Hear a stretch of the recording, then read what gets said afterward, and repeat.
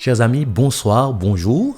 C'est un réel plaisir pour moi retrouver moi encore à vous-même aujourd'hui pour une nouvelle présentation.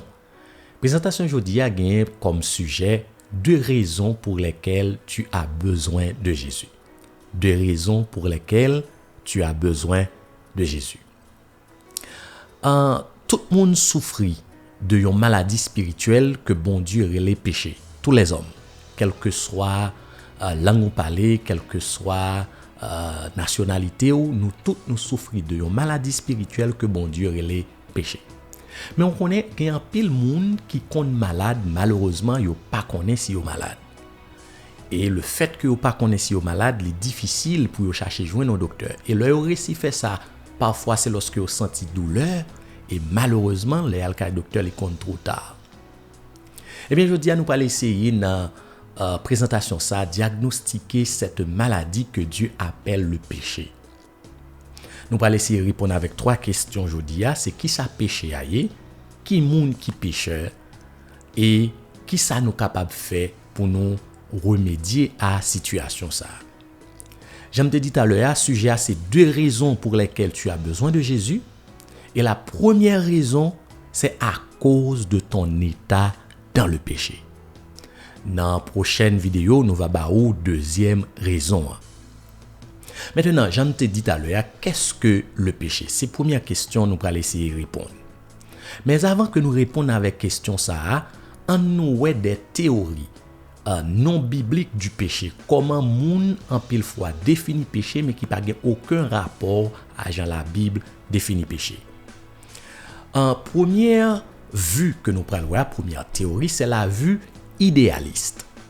La vue idéaliste, c'est une vue tenue par les panthéistes, tels les hindous et la science chrétienne. Pour les panthéistes, tout est Dieu. Ainsi, tout est intrinsèquement bon.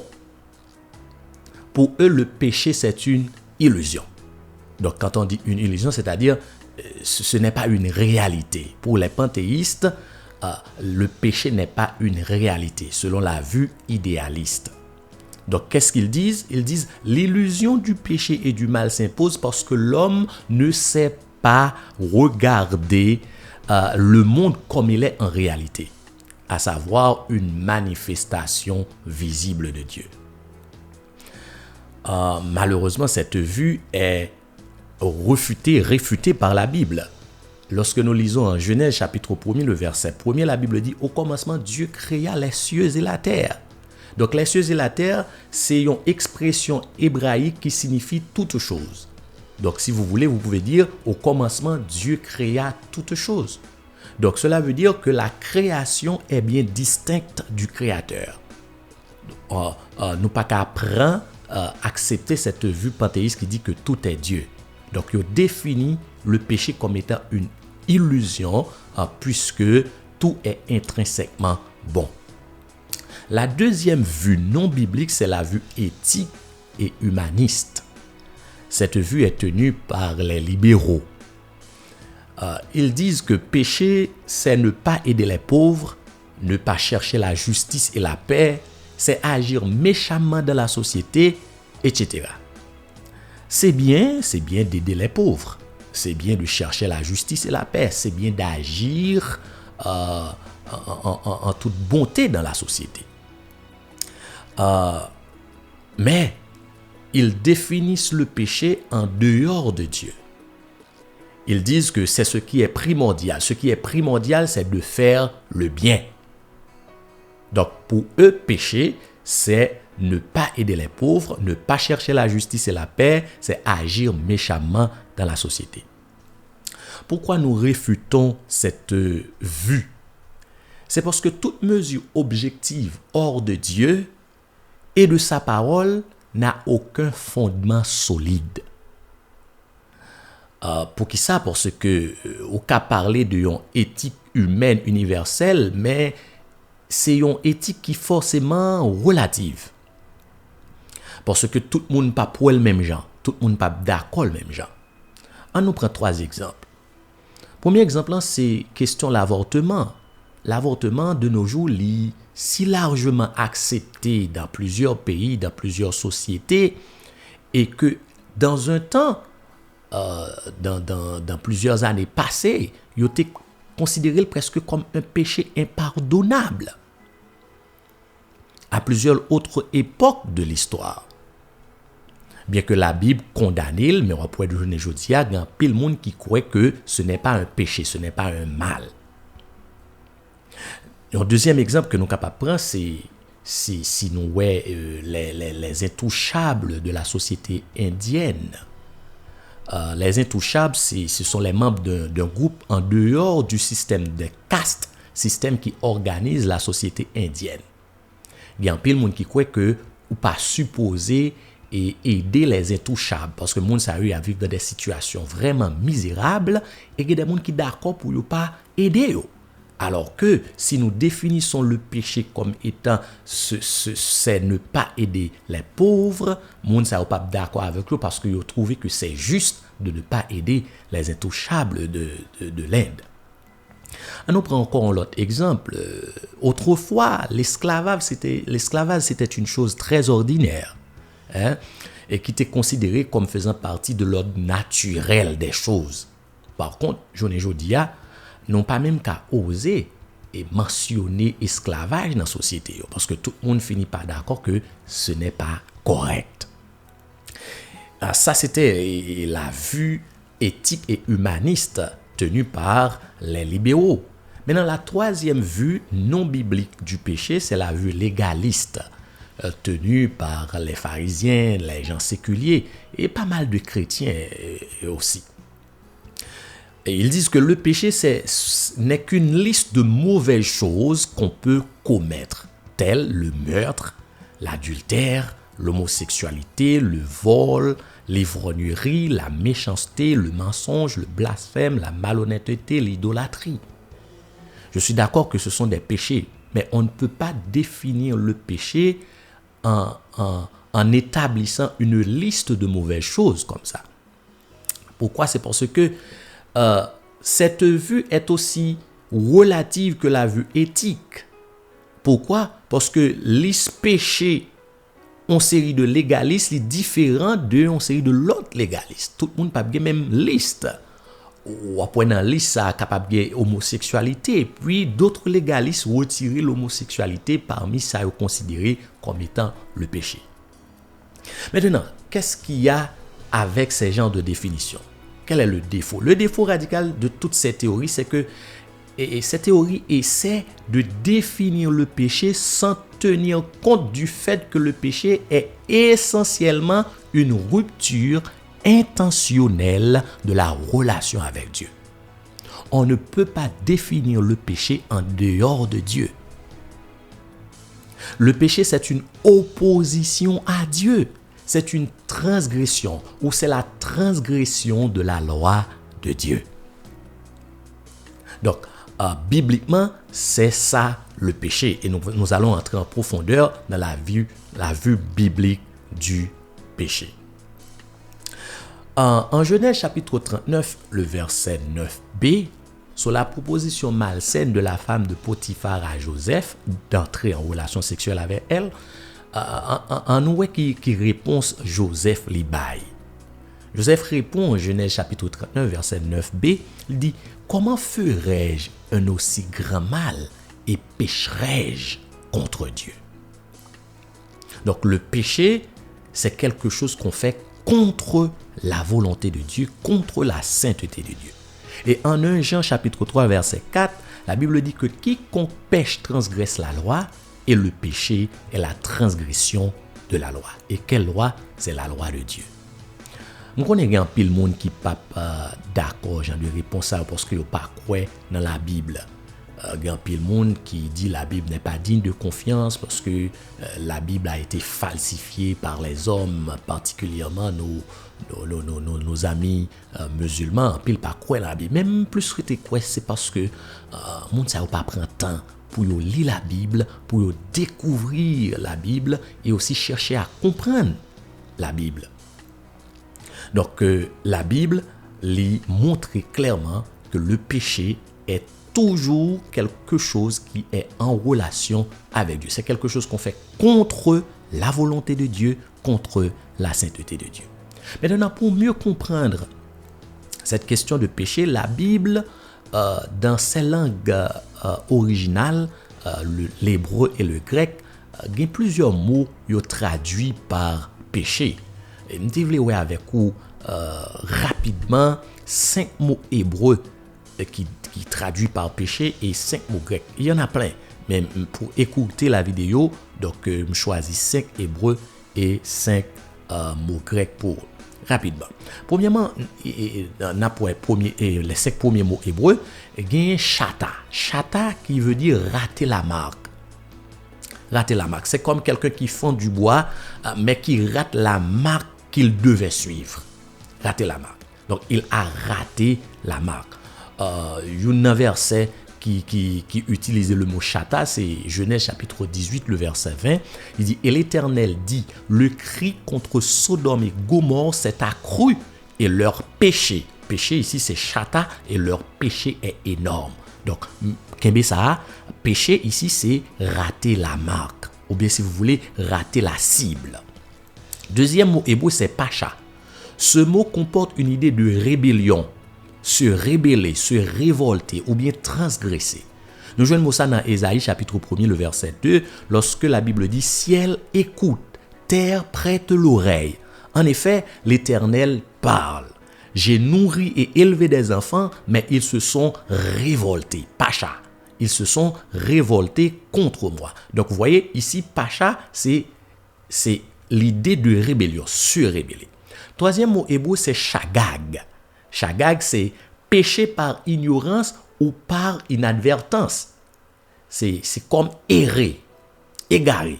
Ce mot a l'essence de passer à côté, laisser le chemin d'une façon involontaire. Vous voyez, on peut pécher involontairement, errer par ignorance. Nous joignons ça dans Nombre chapitre 15, verset 28. La Bible dit, le sacrificateur fera l'expiation pour la personne qui a péché involontairement, shagag, devant l'Éternel. Quand il aura fait l'expiation pour elle, il lui sera pardonné. Quatrième mot hébreu, c'est taha. Taha, c'est égarer, errer dans l'égarement. Ce mot parle de quelqu'un qui s'engage à suivre une voie de façon volontaire. Vous voyez, si shagag, c'est péché par ignorance involontairement, mais taha, c'est péché volontairement, égaré, errer dans l'égarement. Donc, nous disons, ce mot parle de quelqu'un qui s'engage à suivre une voie de façon volontaire. Ésaïe chapitre 53, verset 6. Il dit, nous étions tous comme des brebis égarées, taha, égarés. Chacun suivait sa propre voie et l'Éternel a fait retomber sur lui l'iniquité de nous tous. Et enfin, cinquième mot hébreu, c'est racha, qui veut dire être méchant, être injuste. Ce mot est très employé dans les livres comme les livres des psaumes, Ézéchiel, les proverbes et dans l'Ecclésiaste. Ce mot signifie méchanceté, injustice, ce qui est contraire à la justice. Nous joignons ça dans Deutéronome chapitre 25, verset 1er, lorsque la Bible dit « Lorsque des hommes ayant entre eux une querelle se présenteront en justice pour être jugés, on absoudra l'innocent et l'on condamnera rachat, et l'on condamnera le coupable. » Donc, vous voyez, mot hébreu déjà qui traduit par péché, qui est une idée de ce qu'est le péché réellement. Ça nous doit retenir par rapport avec tout mot ça, c'est que même s'il existe plusieurs façons de décrire le péché dans l'Ancien Testament, le péché est toujours une désobéissance à la volonté de Dieu. Le péché est toujours une désobéissance à la volonté de Dieu. Donc ce n'est pas seulement que nous avons raté la marque que Dieu a tracée, nous avons aussi choisi de frapper délibérément à une autre marque. Maintenant, voyons voir les mots grecs rapidement. Il y a le premier mot grec qui c'est amartia. C'est un mot qui est très utilisé dans le Nouveau Testament pour parler du péché. C'est ce qui est mal, violation de la loi divine, en pensée ou en acte. C'est le mot le plus employé, je disais, dans le Nouveau Testament pour décrire le péché. Il a le sens de manquer la marque ou manquer la cible et frapper hors d'elle comme pour chata en hébreu. et il est parfois utilisé dans un contexte de pardon et de salut. Nous joignons ça dans Romains chapitre 5 verset 12. Il y a plusieurs versets nous capables de joindre mais moins limité moins à un verset. Romains 5 verset 12, la Bible dit c'est pourquoi comme par un seul homme le péché est entré dans le monde, le péché amartia, et est entré dans le monde, et par le péché encore amartia, et par le péché la mort, et qu'ainsi la mort s'est étendue sur tous les hommes parce que tous ont péché. Le deuxième mot grec c'est porneia. Porneia, ce mot porte l'idée de ce qui est mauvais, ce qui n'est pas bon dans un sens moral.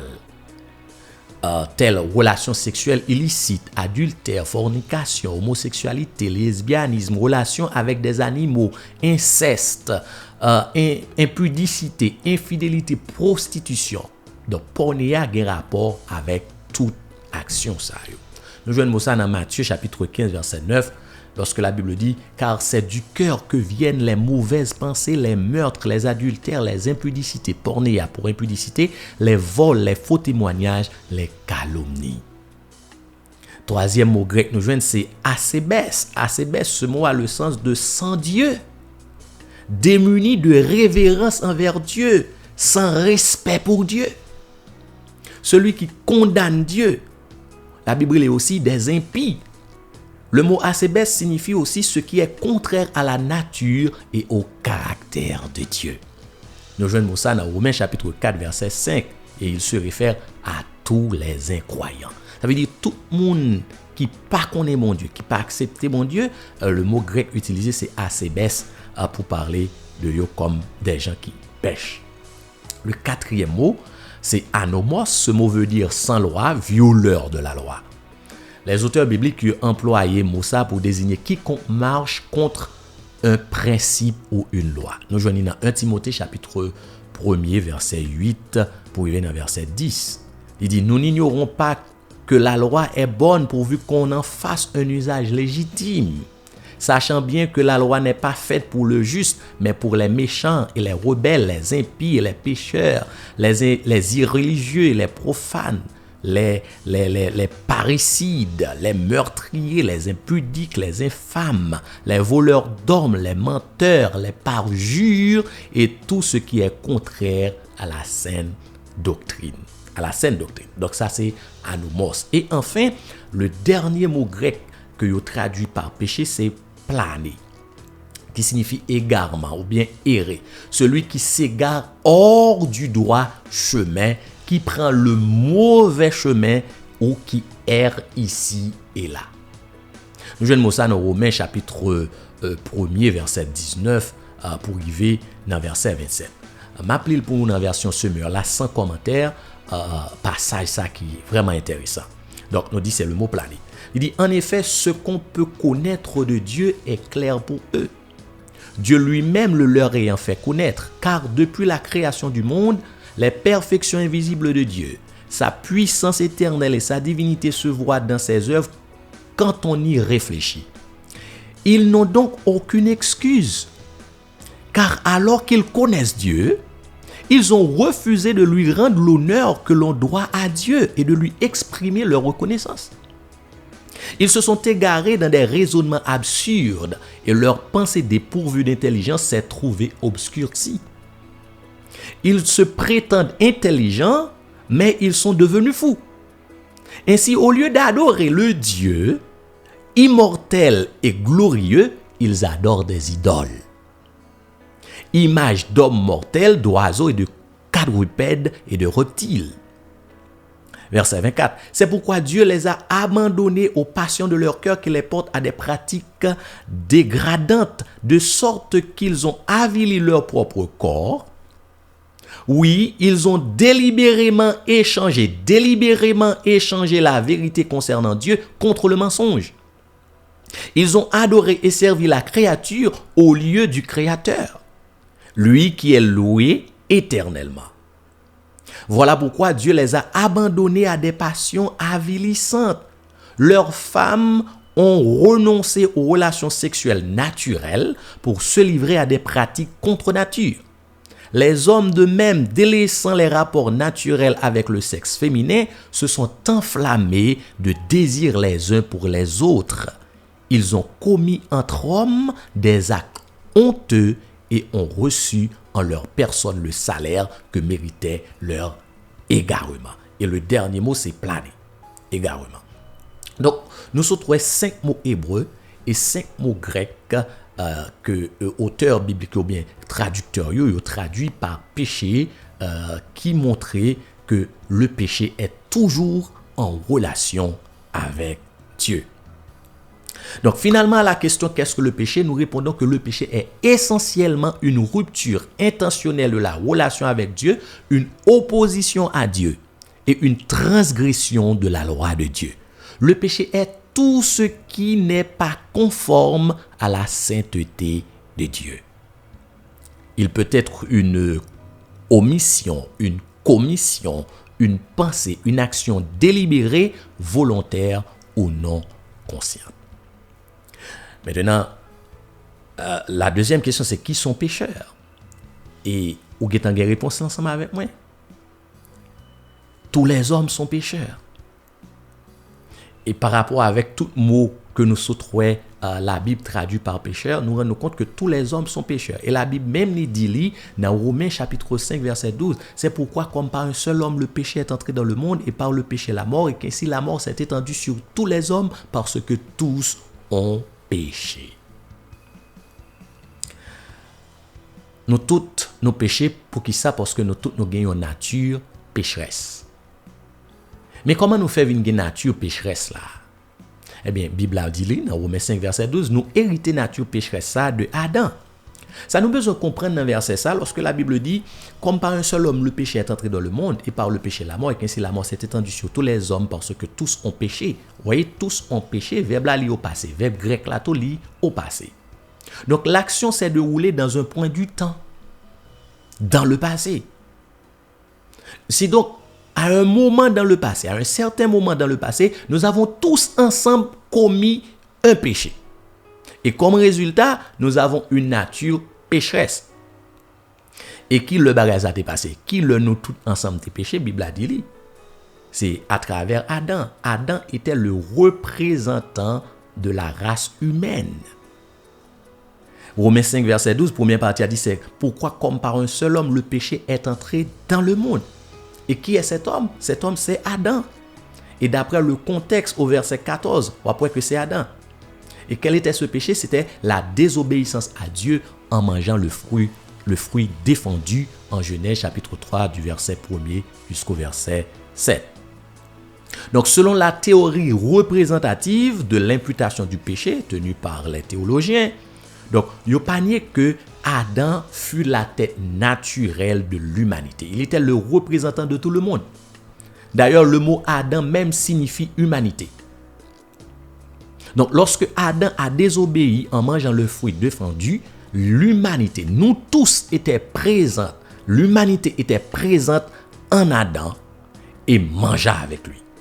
Donc, quand Adam a chuté, Dieu a imputé son péché directement à tout le monde. Et le verbe imputer veut dire mettre quelque chose qui appartient à quelqu'un au compte de quelqu'un d'autre. Je reprends, c'est mettre quelque chose qui appartient à quelqu'un au compte de quelqu'un d'autre. Si nous prenons dans un sens religieux ou légal. Donc, le péché d'Adam, il vient imputé à nous toutes et nous toutes, nous venons ça en nature pécheresse.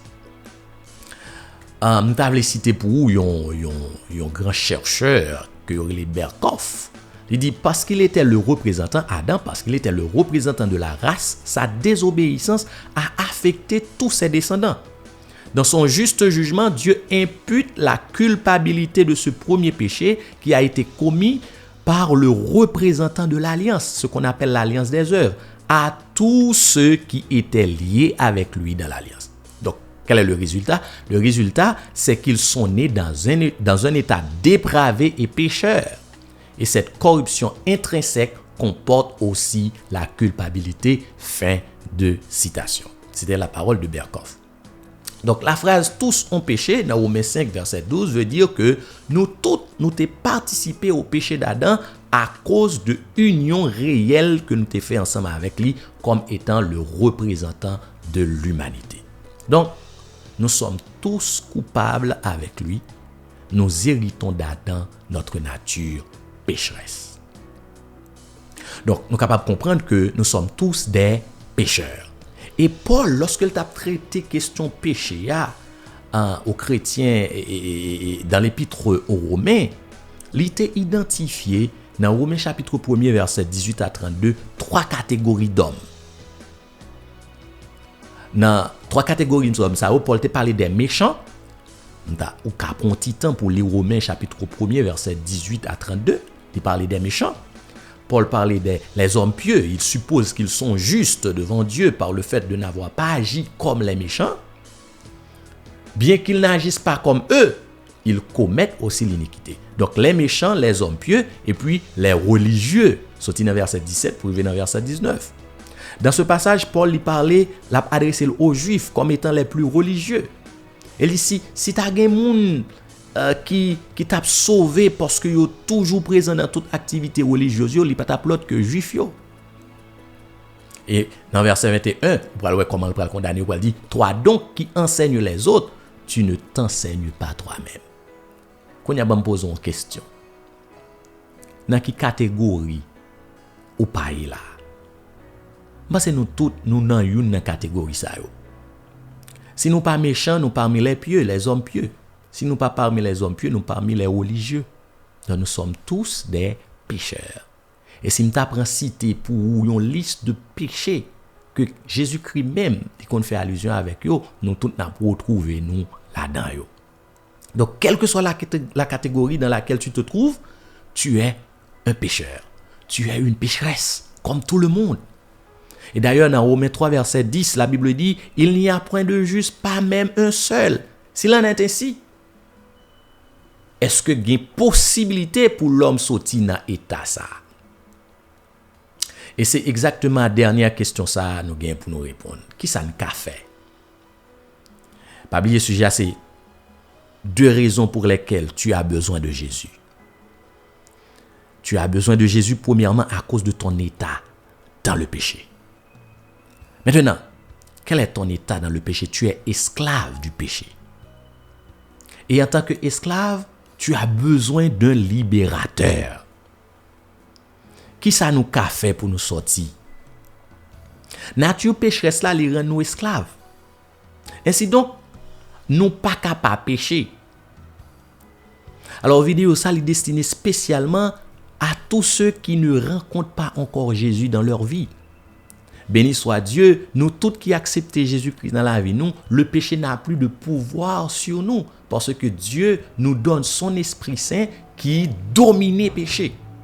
Mais si vous pouvez accepter Jésus-Christ dans la vie, pas l'autre rien qu'on est capable de faire, péché a toujours dominé. Donc, ton état dans le péché, c'est que tu es esclave ou spirituellement mort selon Éphésiens chapitre 2, le verset 1er.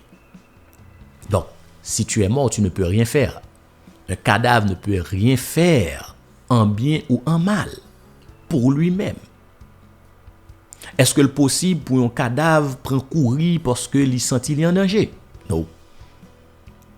Ceci nous fait comprendre que personne ne peut sortir de son état déplorable dans le péché par ses propres fins, par ses propres efforts, par ses propres moyens.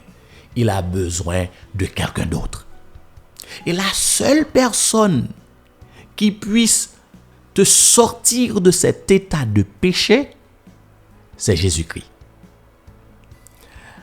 Pour mettre dans une autre vidéo, nous va dire, mais pour qui ça c'est Jésus-Christ seul qui a sorti ou là-dedans? Mais pour l'instant, besoin qu'on est.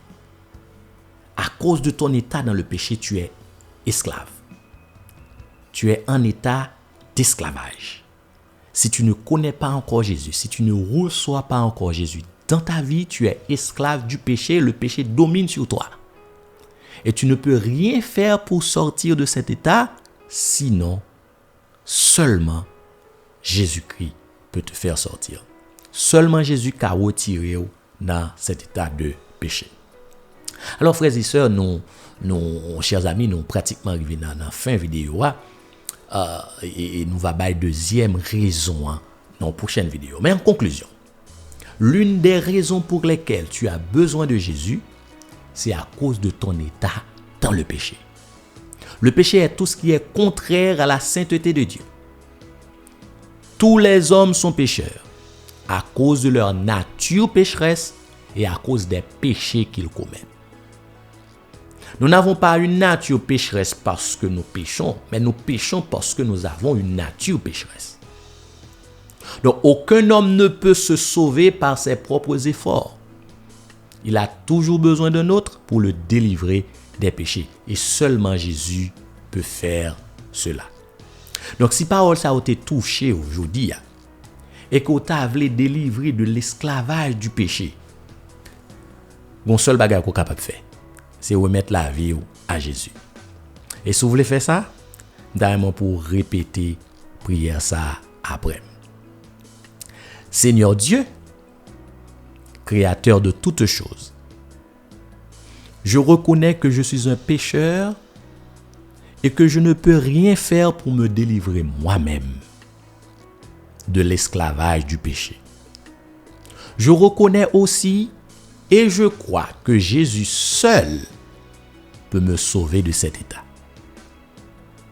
Je te remets donc toute ma vie à jamais.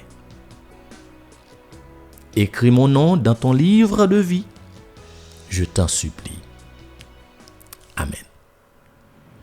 C'est ton plaisir pour me tenir ensemble avec aujourd'hui, pour te répondre pour te dire aux premières raisons pour lesquelles tu as besoin de Jésus. La première raison pour laquelle tu as besoin de Jésus, c'est à cause de ton état de péché.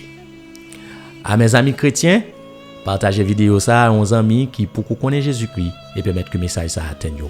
Que le Seigneur vous bénisse et à la prochaine.